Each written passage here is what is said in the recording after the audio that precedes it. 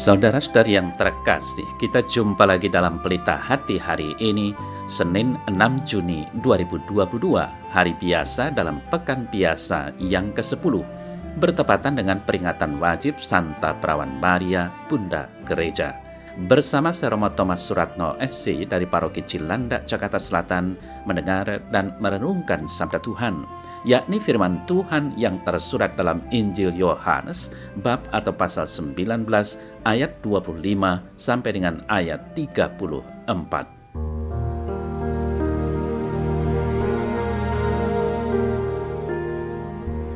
Di dekat salib Yesus berdiri ibunya dan saudara ibunya, Maria, istri Kleopas, dan Maria Magdalena. Ketika Yesus melihat ibunya dan murid yang dikasihinya di sampingnya, berkatalah ia kepada ibunya, "Ibu, inilah anakmu." Kemudian katanya kepada muridnya, "Inilah ibumu."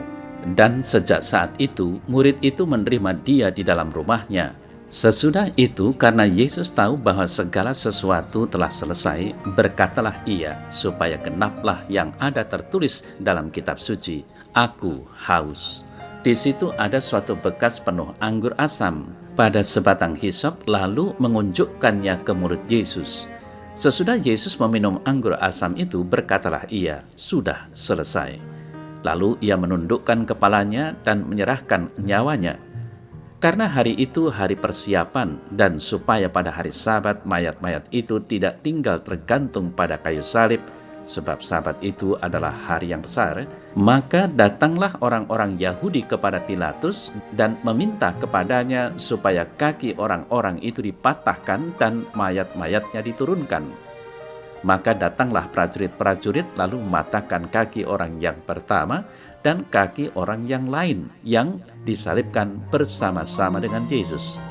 Tetapi ketika mereka sampai kepada Yesus dan melihat bahwa ia telah mati, mereka tidak mematahkan kakinya, tetapi seorang dari antara prajurit itu menikam lambungnya dengan tombak dan segera mengalir keluar darah dan air.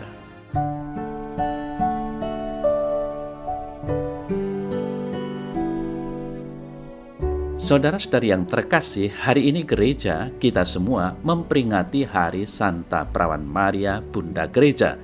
Kita pantas berterima kasih dan bersyukur karena dalam kesatuannya dengan Kristus, Bunda Maria terus saja mendukung karya keselamatan Kristus di dunia ini dengan doa-doa syafaatnya.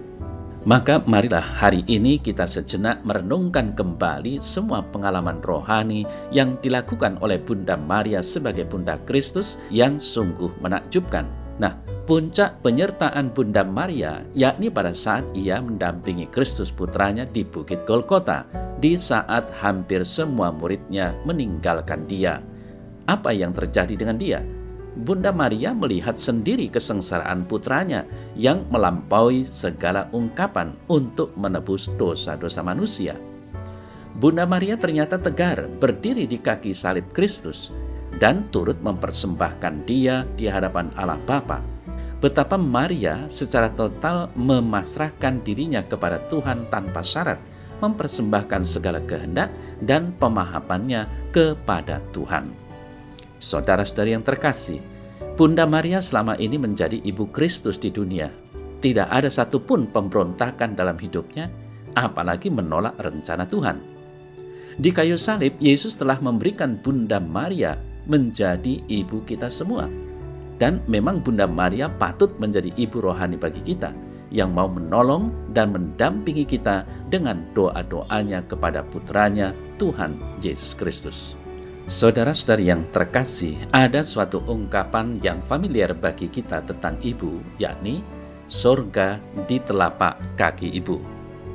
Ungkapan yang memiliki pesan yang luar biasa, yakni betapa mulianya peran seorang ibu dalam kehidupan setiap manusia. Pastilah setiap orang memiliki ibu yang terlibat dalam sejarah hidup anaknya. Sedari kandungan, ibu telah memainkan peran dalam mengandung dan melahirkan anak. Segala sesuatu yang baik diusahakan oleh ibu. Nah, dalam Warta Injil hari ini kita mendengar seorang ibu yang luar biasa berperan dalam kehidupan anaknya itu. Ibu itu tidak lain adalah Bunda Maria. Saudara-saudari yang terkasih, kalau hari ini kita memperingati Bunda Maria sebagai Bunda Gereja, hal ini mengingatkan kita akan betapa besarnya peran Bunda Maria dalam sejarah penyelamatan umat manusia. Bunda Maria telah memberi teladan bagi umat beriman. Keikutsertaannya dalam sejarah penyelamatan membuat Maria menanggung segala perkara dan peristiwa yang sungguh menyakitkan hatinya. Puncak dari penderitaannya yaitu ketika ia melihat kematian putranya Yesus Kristus disalib. Saudara yang terkasih, penderitaan hidup dari Maria sebenarnya dapat kita bandingkan dengan kesengsaraan hidup kita masing-masing. Seringkali kita berjumpa dengan masalah-masalah hidup yang sangat berat. Seringkali kita merasa Tuhan diam dalam keheningan dan mengacuhkan penderitaan kita. Kita harus menyadari bahwa sebagai umat beriman Kristiani, kita mesti memikul salib. Seperti Bunda Maria, kita semua memanggul salib bersama Yesus. Seperti Bunda Maria, kita hendaknya selalu tabah dan berjuang dalam perjalanan hidup ini. Saudara saya terkasih, walaupun ada begitu banyak batu dan kerikil tajam di sepanjang jalan, akankah kita berhenti di situ saja? Tidak. Tuhan Yesus memberikan Bunda Maria kepada muridnya, dan mereka saling menerima satu dengan yang lain. Tindakan ini mengakhiri kesedihan Bunda Maria. Hal ini berarti di ujung penderitaan setiap orang, Tuhan pasti telah menyediakan hadiah kekal untuk mereka yang bertahan dari segala kesukaran hidup dengan tetap berpegang teguh dalam imannya akan Allah. Seperti Bunda Maria, walaupun sering berjumpa dengan kesedihan dalam hidup, ketaatannya kepada kehendak Allah tetap tak tergoyahkan. Semoga kita semua dalam kehidupan sehari-hari selalu mau meneladani Bunda Maria yang menyerahkan hidup sepenuhnya kepada Tuhan. Dialah Bunda Yesus, Bunda Gereja, Bunda kita semua.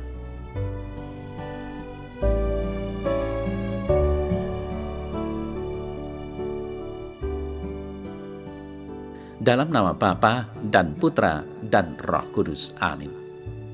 Ya Tuhan Yesus, terima kasih atas Bunda Maria yang Engkau anugerahkan kepada kami menjadi ibu rohani untuk kami semua.